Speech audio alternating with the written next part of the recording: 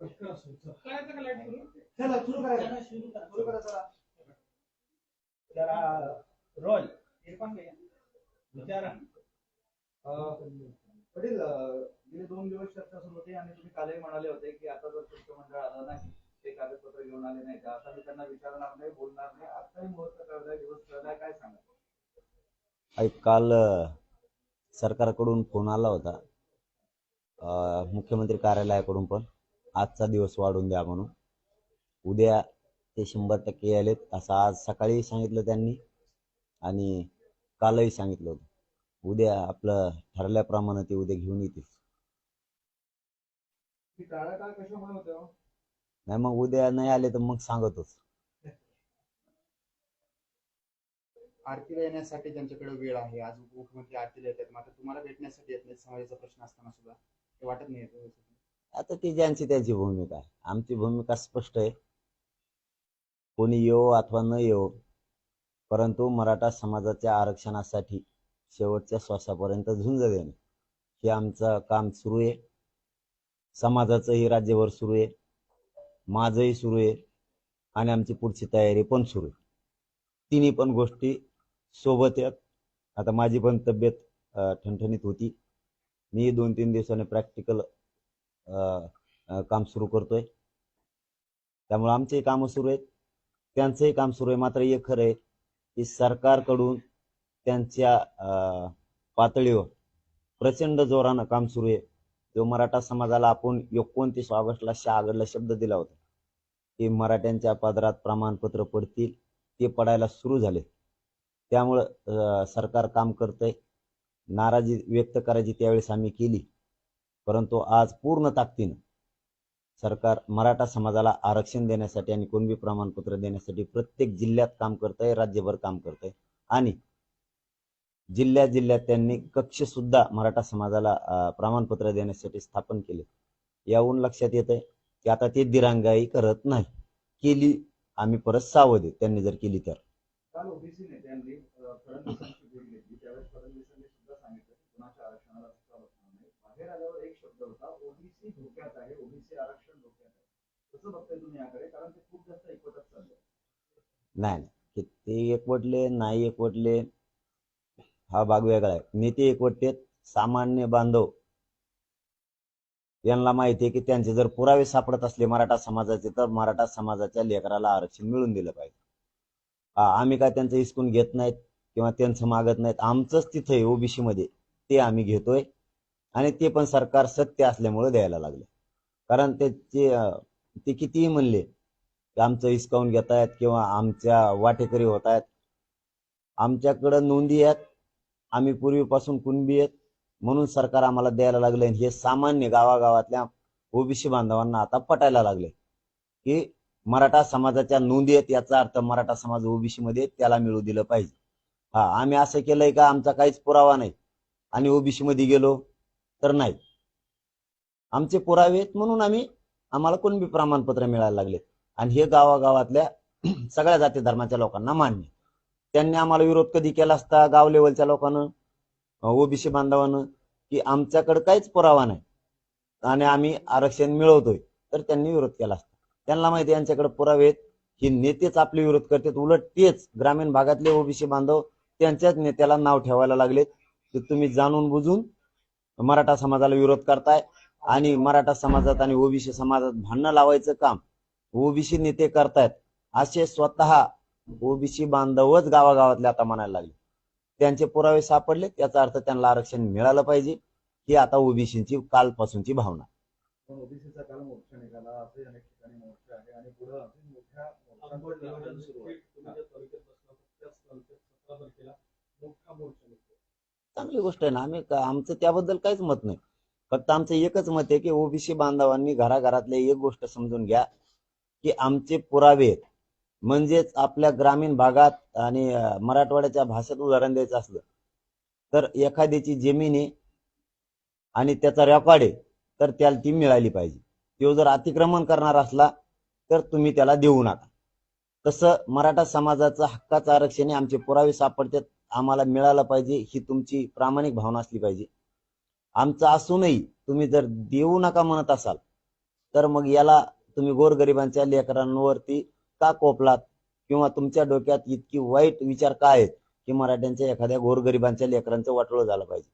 हे फक्त नेत्यांच्या मनात आहे की मराठ्यांना आरक्षण मिळालं नाही पाहिजे. पुरावे असले तरी काय झालं, 30-40 वर्षापासून या ओबीसीच्या नेत्यांचा दबाव सरकारवर होता, त्यामुळे आमचे पुरावे असूनही आम्हाला आरक्षण मिळत नव्हतं. आता पूर्ण मराठा समाज एकजूट झाल्यामुळे स्वतःच्या लेकराला न्याय देण्यासाठी म्हणून ते दडपण पूर्ण सरकारवरच उठलंय. आणि सरकार सुद्धा कायदा सोडून काम नाही करत. सरकार सुद्धा जे मिळतंय, ज्यांचे पुरावे येतं त्यांना द्यायला लागले. याचा अर्थ सगळा मराठा समाज महाराष्ट्रातला ओबीसी ते, आणि सरकार जे खरंय ते करायला लागले. आणि हेच सरकारला जसं पटलंय, ओबीसीचा दबाव होता तो दबाव उठला आणि 40 वर्ष मराठ्यांचा लॉस झाला. विनाकारण मराठ्यांचं वाटोळं 40-50 वर्ष झाले आरक्षण असू. तेच आता ग्रामीण भागातल्या ओबीसी गोरगरीब बांधवांना वाटायला लागले की यांचे पुरावे असून सुद्धा यांना 40 वर्ष आरक्षण दिलं नाही, म्हणजे यांच्या लेकरांचं वाटोळं आपल्याच ओबीसीच्या नेत्यांना केलंय. त्यामुळे आपण मराठ्यांच्या विरोधात जायचं नाही. त्यांचं हक्काचं आहे, त्यांचे पुरावे त्यांना आता दिलं पाहिजे. ह्या भूमिकेवर सध्या ओबीसी बांधव आला. वारंवार सातत्यानं सांगताय की ओबीसी आरक्षणाला धक्का न लावता आम्ही मराठ्यांना आरक्षण देणार आहे. सगळे मंत्री रोज तेच म्हणतात आणि तुम्ही म्हणतात आम्हाला ओबीसी देणार आहे. हे विरोधाभास नाही का दोन्ही? नाही, अर्थशः आपण समजून घ्या ना, त्यांचं म्हणणं बरोबर आहे. ओबीसीला धक्का नाही लागला पाहिजे हे त्यांचं म्हणणं आहे, ते बरोबरच आहे ना. ओबीसीला धक्काच नाही ना लागत. नाही नाही नाही, आम्ही तिथंच येत म्हणून त्यांना धक्का नाही लागणार. आम्ही तिथंच येत, ओबीसी मध्येच आम्ही येत. सरकार जे बोलतंय ते खरंय, ओबीसीचं आम्ही देणार नाहीत, कारण आम्ही ओबीसीतच येत, ते देतच नाही. त्यांचं आमचंच आम्हाला द्यायला लागले. याचा अर्थ असा आहे, आमचंच आम्हाला ते द्यायले, कारण आमचे पुरावे सापडलेत. मी पुन्हा पुन्हा तेच सांगतो तुम्हाला की एखाद्याच्या जमिनीचा जर पुरावा सापडला तर तुम्ही त्याला देऊ नका कसं म्हणू शकता, आणि त्याचे लेकरं बाळ उन्हात कसे टाकू शकता, तुम्ही उपाशी कसं काय मारू शकता. आमचं तिथंच आहे आणि सरकार आम्हाला ते द्यायला. एवढंच झालंय फक्त की पूर्वी ओबीसींना प्रचंड नेत्यांनी दबाव सरकारवर केला होता, म्हणून आमचं असूनही आम्हाला मिळालं नाही. 40 वर्ष आमचं वाटलं झालं. आमचा ते बॅकलॉग सुद्धा मागचा भरून काढला पाहिजे सरकारनं. आता आम्हाला ज्या नोकऱ्या मिळाल्या नाहीत 40 वर्ष, त्या सुद्धा आता आम्हाला दिल्या पाहिजेत, आणि ज्यांनी आमच्या हडापल्यात त्याला काढून टाकलं पाहिजे. त्याचं कोणी हे सगळं केलं की मराठ्यांच्या वाट्याचा दुसरा दिलं 40 वर्ष. हे बघा, त्यावेळेस तर आम्ही एवढे त्या आंदोलनामध्ये किंवा त्या चळवळीमध्ये नव्हतो, परंतु आम्हाला ज्या ज्या वेळेस कळालं की 50% वर मराठ्यांचं आरक्षण टिकतच नाही, आपण ओबीसी मध्ये, त्यावेळेस घराघरातल्या मराठ्यांनी समजून घेतलं की आपण ओबीसी देत, आणि त्याचे साक्षीदार आत्ता आहेत. आज सुद्धा धाराशिव जिल्ह्यात प्रचंड पुरावे सापडलेत. मग हे याचा अर्थ असाच होतो ना, पूर्वी दडून ठेवले होते. पाटील, माझा प्रश्न साधा असा आहे की एवढे वर्ष कुणी तुम्हाला दिलं नाही, आणि विशेष म्हणजे मराठा मुख्यमंत्री अनेकदा होते, मराठ्यांची राजकीय सत्ता ही महाराष्ट्रामध्ये आतापर्यंत आलेली आहे. मग नेमकं ओबीसीच्या वाट्याला कुणी दिलं तुमचं? मग तेच आमच्या मराठ्यांचं वाटोळं जास्त खरं मराठ्यांच्याच नेत्यांनी केलं. मुख्यमंत्री असले म्हणून काय झालं, आमचं वाटोळं करून ते मुख्यमंत्री व्हायला लागले किंवा मंत्री व्हायला लागले. त्यांनी साथ दिली नाही म्हणून तर आमचं इतकं वर्ष आरक्षण होतं ते त्यांनीच घालवलं, त्यांनीच लोकांना वाटप करून टाकलंय. परंतु आज समाजाच्या डोक्यात आल्यामुळं आम्हाला आमचं मिळालं. 24 डिसेंबर पर्यंत जर आम्हाला आरक्षण नाही मिळालं तर सगळे नावं आम्ही आणणार आहेत. कोण कोण ओबीसी मध्ये 20 वर्षापासून ते सुद्धा नावं पुढे आणणार आहेत, आणि आपलं आरक्षण कोणी दिलं जाहीर नावं सांगणार आहेत. असं आहे की आपण असं म्हणतात की मराठा समाजाला शैक्षणिक आणि नोकरीत आरक्षण हवं. दुसरीकडे मागणी अशी करतात की मराठा समाजाला सरसकट ओबीसी मधून आरक्षण देण्यात यावं. सरसकट ओबीसी आरक्षण दिल्यानंतर त्यांना आपोआपच राजकीय आरक्षण मिळणार आहे. ते घ्यायचं की नाही घ्यायचं याच्याबद्दल तुमचं काय? नाही, आता आमचं आहे ते आम्हाला मिळणारच ना हक्काचं, पण त्यांनी तशी स्पष्ट भूमिका करावी. त्यांची नेमका विरोध कशाला आहे, आम्ही कसं काय सांगायचं. आमचं आहे ते आम्हाला मिळणारच आहेत. पूर्वीपासून ओबीसी असल्यामुळे सगळे हक्क आम्हाला त्याच्यावरचे मिळणार आहेत, जे काय असतील ती राज्यावर केंद्रावर. नाही, आमचं हक्काच आहे ना. का का का कशामुळे हिरावायचं ते, मग तसं सांगा तुम्ही. तसं तुम्ही समोरून सांगा, आमचा मराठा आरक्षण किंवा मराठ्यांना ओबीसी मध्ये येण्यासाठी या कारणामुळे विरोध आहे. तुम्ही तर सांगताय का नाही, तुम्ही डायरेक्ट राव ECBCचं असून रद्द केलं आमचं शैक्षणिक आणि नोकरीतलं होतं ते सुद्धा. मग तुमची किती वाईट भावना आहे, नोकरीतलंच ठेवून द्या ना तुम्ही आम्हाला. त्यामुळे आमचं जे ते आम्हाला मिळावं, राजकीय पण मिळावं. आमचं आहे त्या सगळ्या सुविधा आम्हाला मिळाव्यात, सगळ्या राजकीय पण मिळावं. सगळं जे ओबीसींना मिळतं ते आम्हाला मिळालंच पाहिजे. पटेल शेंडगे काल असं म्हणाले की गेले अनेक वर्ष तुम्ही पुढारले पण भोगलं, सगळ्या गोष्टी भोगल्या आणि आताच मागासले असल्याची तुम्हाला भावना का होते आणि तुम्हाला आताच का मागास स्वतःला सिद्ध करायचं. काय काय शेंडगे हे म्हटले की गेल्या अनेक वर्षामध्ये राजकीय मलिदा तुमच्याकडे काय, राजकीय सगळ्या गोष्टी तुम्ही लाटल्या भोगल्या, मग आता मागासले पण कशाला आठवते आणि मागासले पण तुम्हाला सिद्ध का करायचं. सिद्ध करायची कुठं गरज आहे आम्हाला, आम्ही सिद्ध करतच नाहीत, सिद्ध झालेलंच आहे.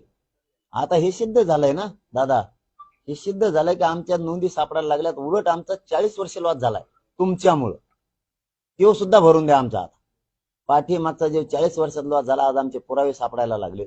याचा अर्थ आम्हाला आरक्षण होतं. ओबीसीच्या नेत्यांनी एवढा दबाव उभा केला की आमच्या लेकरा बाळांचं वाटोळं झालं पुरावे असून सुद्धा. आमचा सुद्धा मागचा सुद्धा बॅकलॉग सगळा भरून काढा, पुढे तर द्याच. प्रश्न असा आहे की मराठा समाज सुधारलेला आहे, मोठमोठ्या संस्था आहेत, ह्या सगळ्या गोष्टी तुम्ही उपभोगल्या, मग आता तुम्हाला मागासले पण का सिद्ध करायचं. तुम्हाला असं म्हणायचं की हे मराठी वेगळे आणि आरक्षणाचे गरजवंत मराठी वेगळे. आणि सर हे बघा, आरक्षण त्याच्यावर नाही, एकतर त्यांनी तो प्रश्न विचारूच नाही. आरक्षण त्याच्यावरती नाहीच आहे पुढारलेपणा. सामाजिक आणि शैक्षणिक दृष्ट्या जो समाज मागास असेल, कायदा सांगतो सरकारचं क्रम प्राप्त आहे त्याला ओबीसी मध्ये घेणं. त्यांनी आम्हाला असून सुद्धा घेतलं नाही. त्यामुळे पुढारलेपणचा याच्याशी काही अर्थार्थी संबंध नाही. इथं गरजवंत मराठ्यांचा लढाई तुम्ही म्हणताय तसं गरजवंताला मिळालंच पाहिजे, या भूमिकेवर आम्ही ठाम आहेत. आणि आता ते मिळायला लागलं म्हणून आम्ही मराठा समाज सुद्धा समाधानी. आम्ही जे 29 तारखेला सांगितलं होतं की आरक्षणच मिळवून दाखवणार आम्ही, मराठा समाजाला आरक्षण मिळवायला लागलं आणि आमच्या हक्काचं.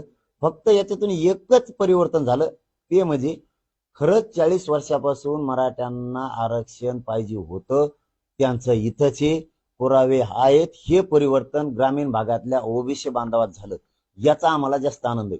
की त्यांना वाटतंय खरंच यार 40 वर्ष झाले मराठ्यांचे पुरावे असून सुद्धा दिलं नाही यांना, मग गोरगरिबांच्या लेकराला काय मिळू नये. एवढ्या परिवर्तनात आम्ही खूप खुश आहेत की ग्रामीण भागातले ओबीसी बांधव म्हणतात त्यांना आता मिळाला पाहिजे त्यांचे पुरावे. पुरावे नसते त्यांनी विरोध केला असता तर आम्ही मान्य केला असतं, आमचे पुरावे. त्यामुळे आता त्यांनाही बोलायला जागा नाही राहिली की पुरावे असून नाही द्यायचं म्हणल्यावर ह्यो मराठ्यावर लय मोठा अन्याय आहे. हे सामान्य ओबीसींच्या गावागावात लक्षात आलं आणि त्या प्रतिक्रिया आमच्यापर्यंत यायला लागल्या. तुमचे पुरावे नसते तर आम्ही तुम्हाला विरोध केला असता, आमच्यात येत आहे म्हणून. तुमचे पुरावे आहेत म्हणल्यावर याचा अर्थ तुम्ही सुद्धा ओबीसी मध्ये येत, तुम्हाला दिलं पाहिजे. ही आमची कालपासूनची माझ्याकडे आलेल्या माहिती आहेत आणि त्यांच्या विचारात परिवर्तन झालं, याच्यात मात्र आम्हाला आता आनंद वाटायला लागला. बिहारच्या मुख्यमंत्र्यांनी 75% आरक्षण वाढवलेलं आहे, तर त्याला भाजपनं समर्थन केलंय. महाराष्ट्रात तसं करायला हवं. अगोदर आम्हाला ओबीसी मध्ये घ्या आणि तुम्ही 150% वाढा, काय अडचण नाही आम्हाला, किती वाढा तुम्ही. बीडच्या घटनेसंदर्भात काही तुमच्याकडे माहिती येणार होती गोपनीय समोर, ती काही समोर माहिती आली आहे का, काय घडलं, तिकडे नक्की काय झालं. हो, FIRच मिळालाय, 4 वाजेपर्यंत देतो मी तुम्हाला. काय काही संदर्भ काय त्यांच्याच लोकांनी त्यांचंच फोडून जाळलं, गोरगरीब मराठ्यावर नाव घातलं ते विनाकारण. कोणाच्या लोकांनी कोणाचं फोन दिलं? आता ते डिटेल लिखी सगळीच देत तुम्हाला, फक्त माझ्यापर्यंत ती FIR येऊ द्या. रात्रीपासून सुरू आहे ते घेणं, आज 4 वाजेपर्यंत येईल. राजकीय महाराष्ट्राचा दौरा तुम्ही आज घोषित करणार आहात, त्याच्याबद्दल थोडं सांगा. ते झालता मला आज द्यायचं फायनल ठरलं होतं, पण ते काही दुरुस्त्या झाल्या त्याच्यात. आणखीन 2-4 जिल्हे वाढवायला लावले, मग ते आणखीन आमचा रूट बदलला, जास्तीचा झाला. म्हणजे ते जवळपास 700 किलोमीटर जास्तीचा झाला. पहिला 2-2.5 हजार झाला होता किलोमीटर, तेव्हा आता काहीतरी म्हणजे येडे घालण्यात असा जास्ती वाढतंय ते, असं म्हणजे सलग नाही.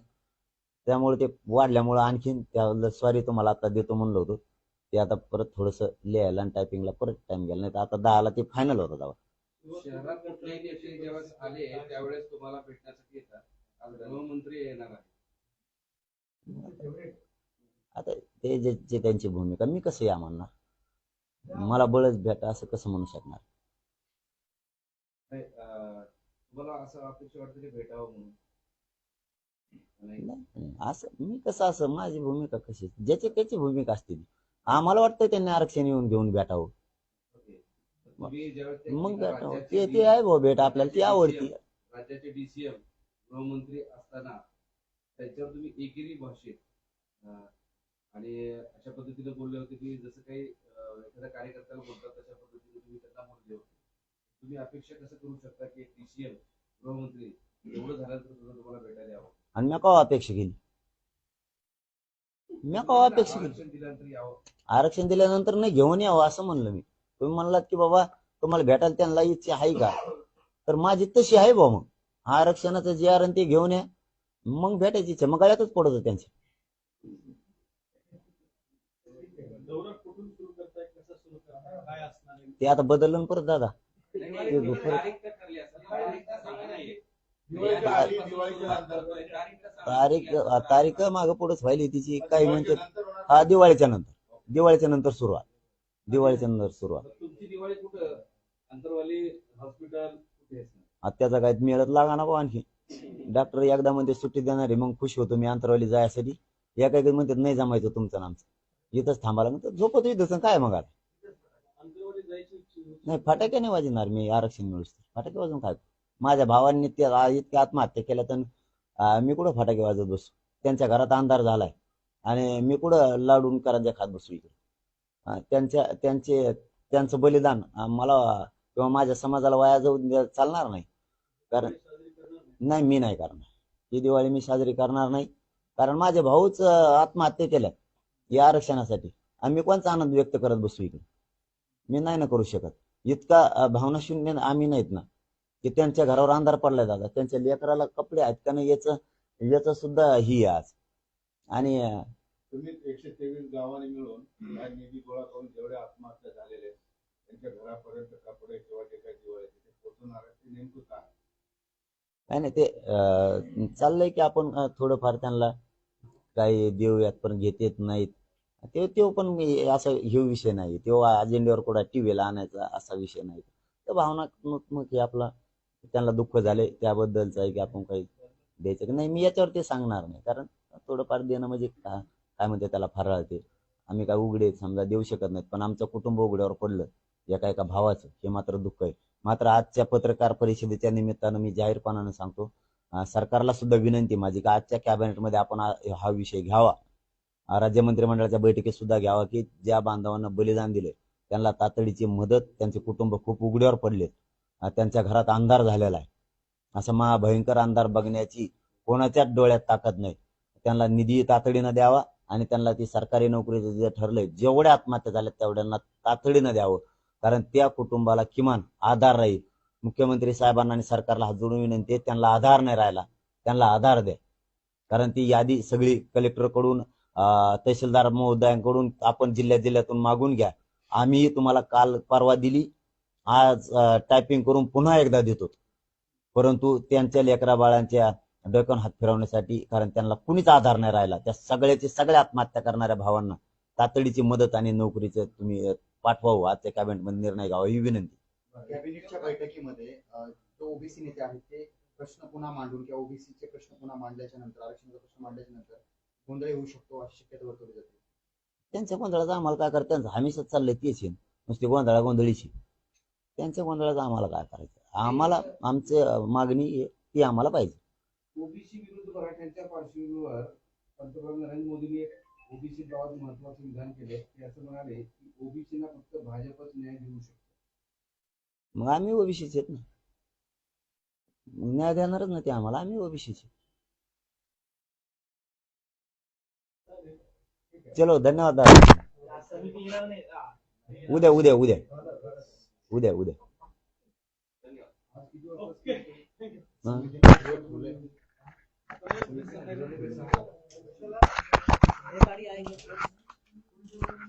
संध्याकाळी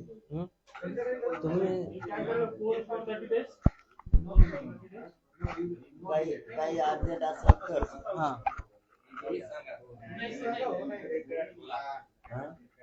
तुम्ही सांगा. काही अर्जंट